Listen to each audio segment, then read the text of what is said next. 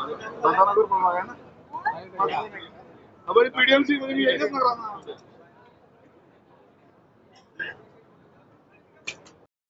काय सांगाल, कशा पद्धतीचा विजय वाटला, जल्लोष होतोय आपल्या अमरावती शहरात, काय सांगाल? खूप आज आनंद होत आहे. खरं पाहिलं तर गजानन महाराजांच्या चरणी मी नतमस्तक होते. खऱ्या अर्थानं हा चमत्कार म्हणेल, कारण गेल्या 1.5 ते 2 महिन्यापासून मी अथक परिश्रम घेत आहे प्रभागामध्ये आणि माझ्यासोबत जे 3ही कॅन्डिडेट होते त्या तिघांसाठी मी ताकदीनं प्रयत्न केला की आमचे 4ही उमेदवार आले पाहिजे. प्रत्येक घरोघरी दारोदारी जाऊन प्रत्येकाच्या घरी मी सांगत होती.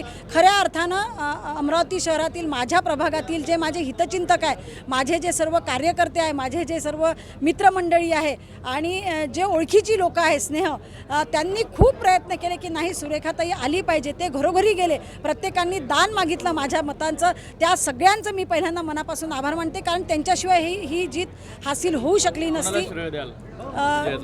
प्रभागातील जी जनता आहे त्या जनतेला मी प्रभागाचं हे श्रेय देऊ इच्छिते, कारण त्यांनी माझ्या पाठीशी राहून मला निवडून आणलं. खरं पाहिलं तर माझ्या एकटीची ही ताकद नाही आहे सगळं, कारण जवळपास 1895 मतांनी लीड घेतलेली आहे.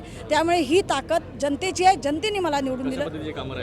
आता मागच्या टर्ममध्ये सुद्धा मी याच प्रभागाची नगरसेविका होती.